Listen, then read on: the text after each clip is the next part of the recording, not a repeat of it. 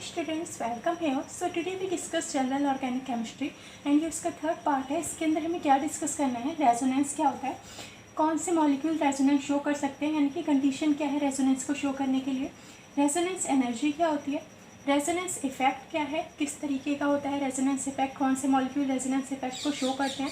फिर types of resonance effect के अंदर हम पढ़ेंगे दो तरीके का होता है, दैट इज़ प्लस आर और माइनस आर, वो हमें डिस्कस करना है.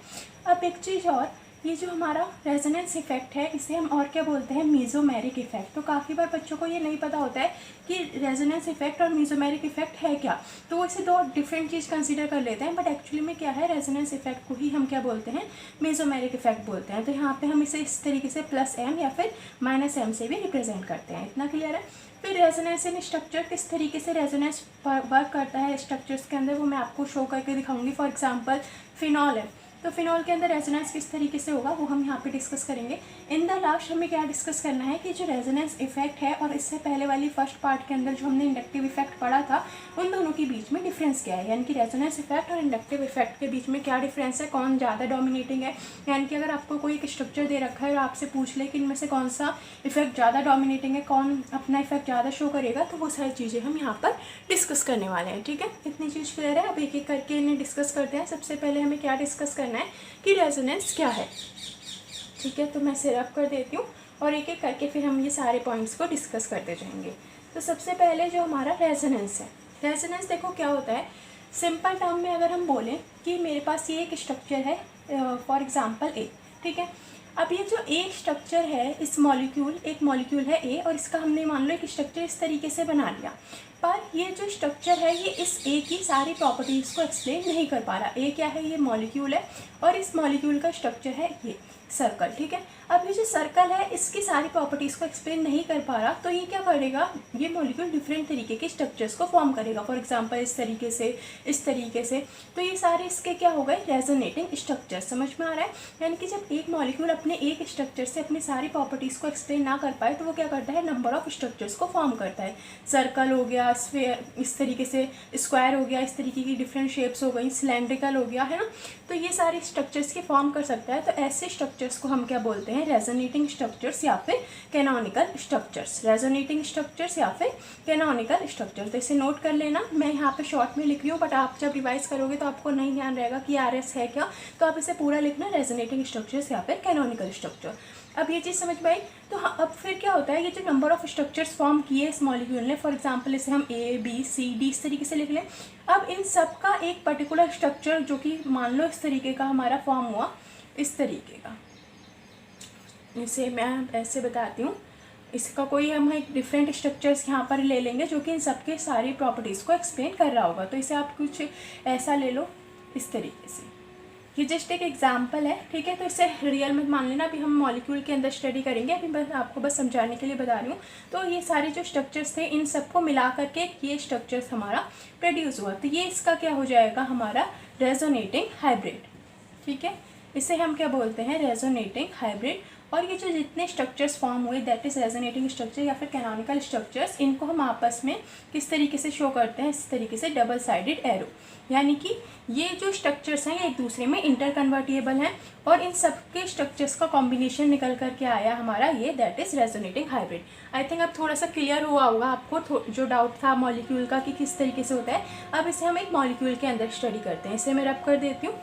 अब अगर हम एक मॉलिक्यूल के अंदर इसे डिस्कस करें, फॉर एग्जांपल बेंजीन. ठीक है, तो बेंजीन का फॉर्मूला क्या होता है, मॉलिक्यूलर फॉर्मूला C6H6, और इसे हम किस तरीके से रिप्रेजेंट करते हैं, इस तरीके से, यहाँ पर इस तरीके से.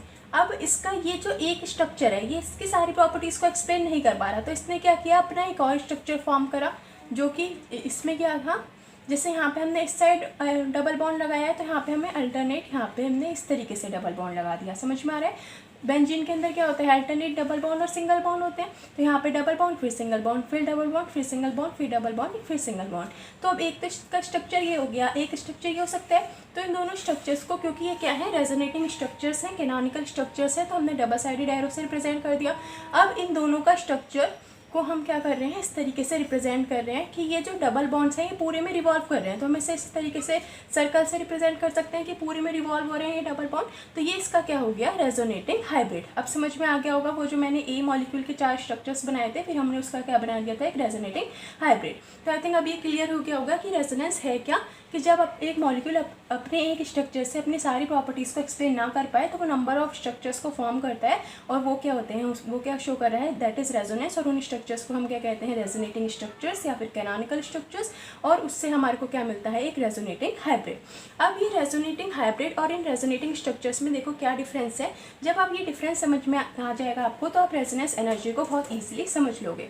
देखो अब मान लो ये जो हमारा एक स्ट्रक्चर है, इसकी एनर्जी कितनी है, 60 किलो जूल। ठीक है, इस तरीके से मान लेते हैं। ये वाला जो रेजोनेटिंग स्ट्रक्चर है, इसकी एनर्जी हमारी कितनी है, 40 किलो जूल। ये जस्ट एक अजम्पशन है, ये कुछ ऐसा ट्रू नहीं है, बस मैं आपको समझाने के लिए बता रही हूँ कि रेजोनेटिंग एनर्जी हमारी क्या होती है।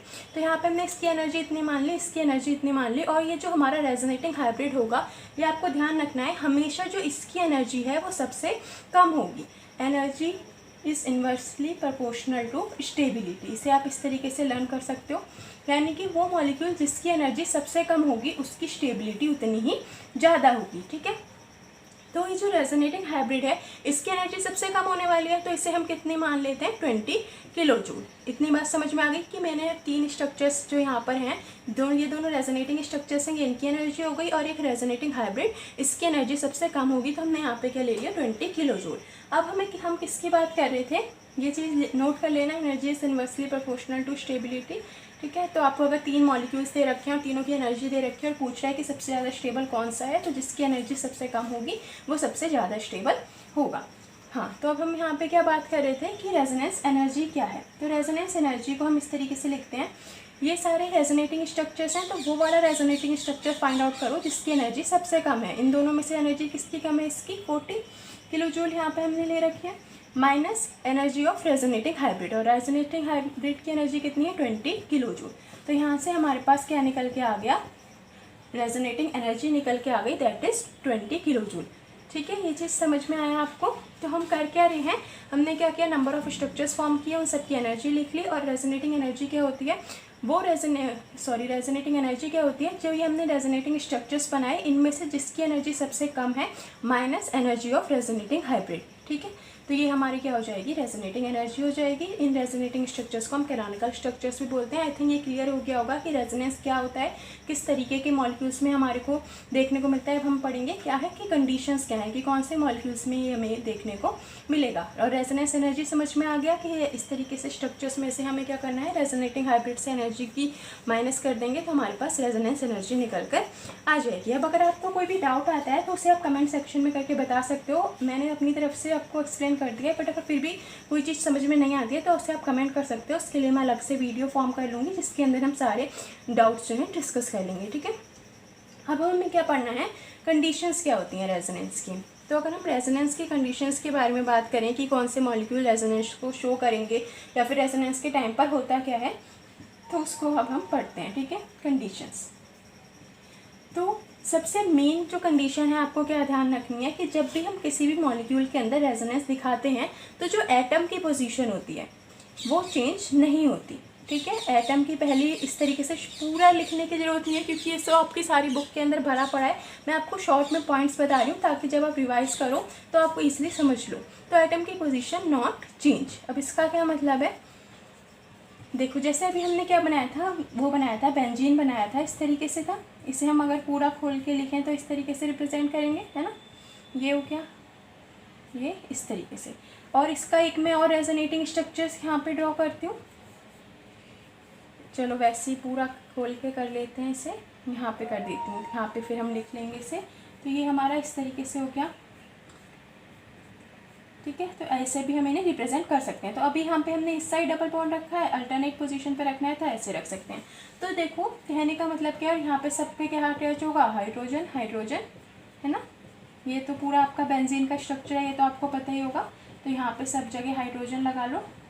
इसे साथ साथ ड्रॉ करते रहो, अपनी नोटबुक के अंदर साथ साथ नोट बनाते रहो। अब देखो कहने वाली मतलब इंपॉर्टेंट बात क्या है कि जो एटम की पोजीशन है, फॉर एग्जांपल ये कार्बन है और ये कार्बन है, तो ये जो दोनों रेजोनेटिंग स्ट्रक्चर्स हैं इनके अंदर एटम की पोजीशन चेंज नहीं हो रही। यहाँ पर कार्बन, यहाँ पर कार्बन, यहाँ पे भी कार्बन, यहाँ पे भी कार्बन, यानी कि हम एटम की पोजीशन को चेंज नहीं कर रहे।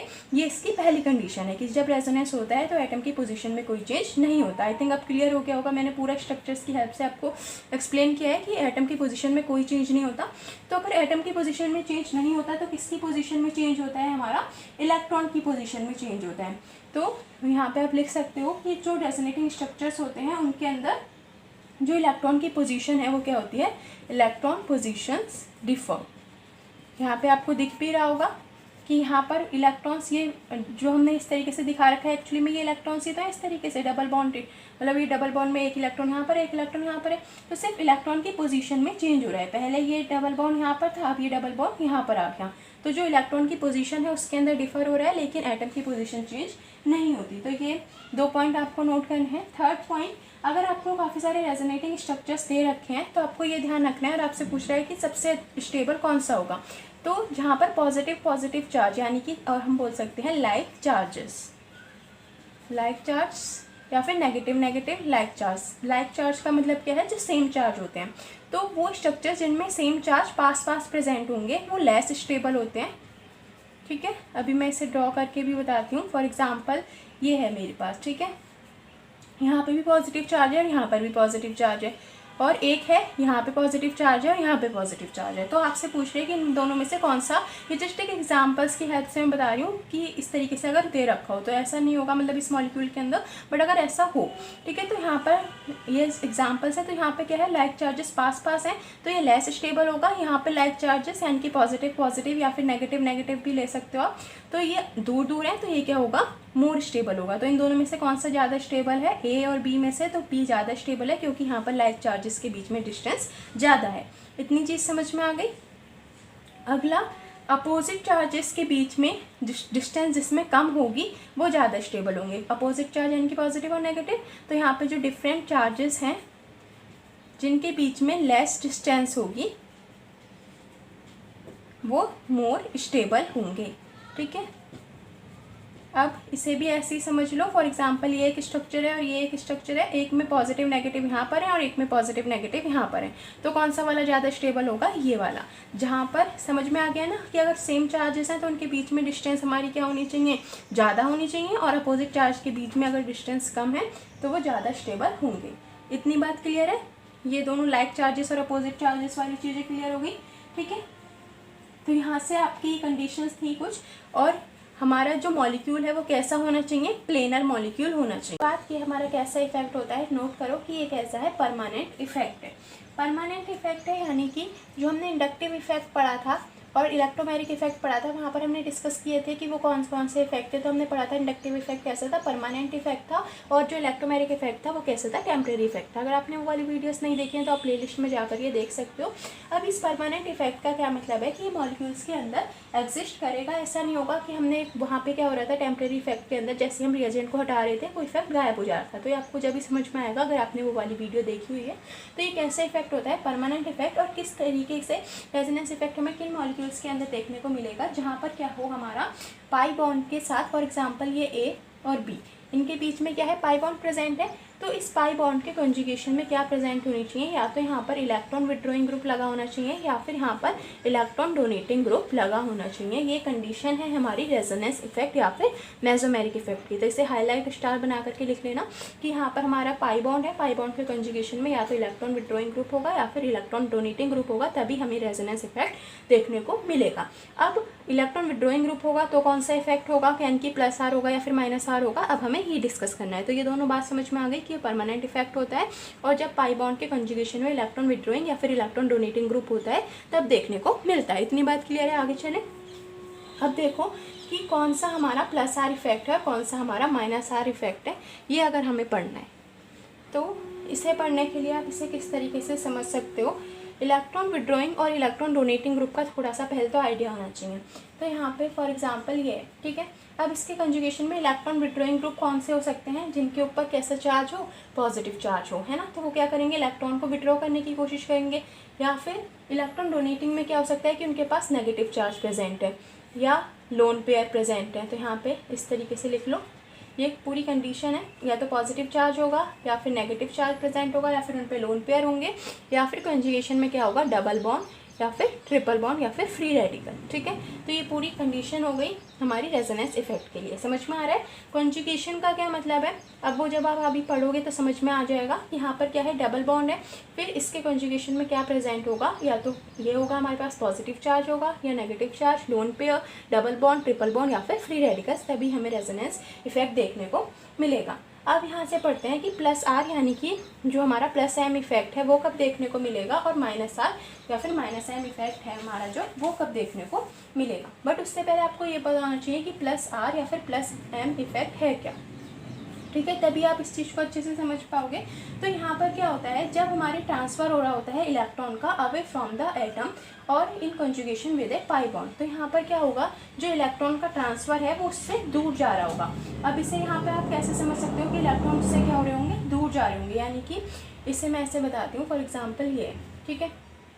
और यहाँ पे हमारे पास कोई ऐसा ग्रुप लगा हुआ है जो कि हमारा प्लस आर इफेक्ट शो करता है या फिर प्लस एम। अभी एक ऐसे कौन कौन से ग्रुप हैं, फॉर एग्जाम्पल हमारा फिर एल्कोहलिक ग्रुप, ये जो OH ग्रुप है या फिर OR ग्रुप, ये सारे हमारे क्या शो करते हैं, प्लस आर इफेक्ट को शो करते हैं। यानी कि आप देख रहे हो इन सब के पास क्या प्रेजेंट है, लोन पेयर प्रेजेंट है, तो ये क्या शो करते हैं, प्लस आर इफेक्ट शो करेंगे। अब यहाँ पर होगा क्या, इनके पास ये जो लोन पेयर प्रेजेंट है, फॉर एग्जाम्पल मैंने यहाँ पे OH लगा दिया, ठीक है। तो अब ये जो इसके पास lone pair of electrons present हैं, ये इससे दूर जाएंगे।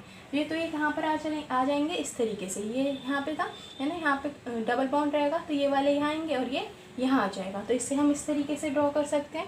ए पे कैसे चार्ज आ जाएगा, नेगेटिव, बी इस तरीके से, यहाँ पर डबल बॉन्ड OH ये इस तरीके से हो जाएगा, और क्लोरीन ऑक्सीजन पे यहाँ पर कैसे चार्ज आ जाएगा, पॉजिटिव चार्ज आ जाएगा।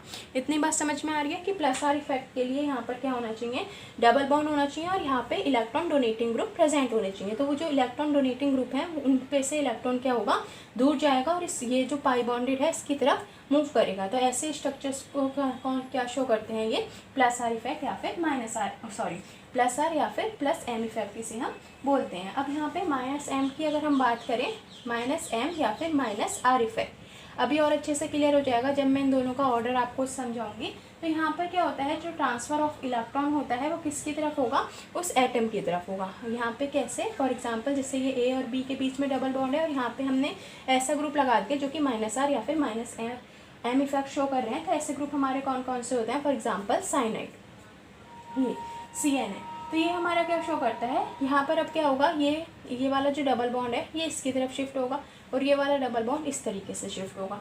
तो अब यहाँ पर इसका अगर हम स्ट्रक्चर ड्रॉ करेंगे तो यहाँ पे क्या हो जाएगा, ए पे पॉजिटिव चार्ज हो जाएगा, बी इस तरीके से, यहाँ पे डबल बॉन्ड और यहाँ पे कार्बन और इस पे डबल बॉन्ड, और नाइट्रोजन पे एक तो लोन पेयर यहाँ पे पहले से था, 5 बॉन्ड होते हैं क्योंकि इसके है ना 5 इलेक्ट्रॉन्स होते हैं, तो 2 इलेक्ट्रॉन, 3 तो ये होगा, 2 ये, और अब एक और आ गया। तो यहाँ पे इस पर कैसे आ जाएगा, इस तरीके से, और ये 2 इलेक्ट्रॉन्स आ गए तो इस पर कैसा चार्ज आ गया, नेगेटिव चार्ज। अब देखो माइनस आर और प्लस आर में बेसिकली डिफरेंस क्या है।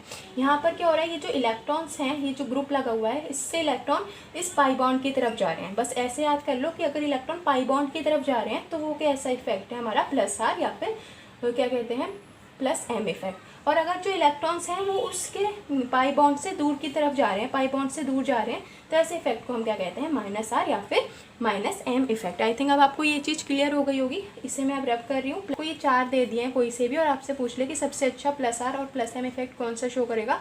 तो अगर आपको ये ऑर्डर लर्न है तो आप ये पूरा कर दे रखें, और आपसे पूछ ले कि सबसे अच्छा कौन सा माइनस आर कौन सा माइनस एम इफेक्ट शो करेगा। आई थिंक आपको इनके नाम तो पता ही होंगे। ये मैं आपको एक एक पॉइंट्स बता रही हूँ, उन्हें नोट कर लूँ। तो देखो पहला डिफरेंस क्या नोट करोगे कि जो हमारा रेजोनेटिंग इफेक्ट है कि हमारे कैसे मॉलिक्यूल्स के अंदर देखने को मिलता है जिनके पास क्या प्रेजेंट होते हैं, मल्टीपल बॉन्ड प्रेजेंट होते हैं। मल्टीपल बॉन्ड का क्या मतलब है कि या तो उनके पास डबल बॉन्ड होगा या फिर ट्रिपल बॉन्ड होगा। तो ये मल्टीपल बॉन्ड्स वाले स्ट्रक्चर्स के अंदर देखने को मिलेगा वो कंपाउंड जिनके पास मल्टीपल बॉन्ड है, और ये किसके अंदर देखने को मिलता है, जिनके पास कैसे क्या प्रेजेंट हो, सिर्फ सिग्मा बॉन्ड प्रेजेंट हो, या फिर आप बोल सकते हो सिग्मा बॉन्ड या फिर सिंगल बॉन्ड, ठीक है।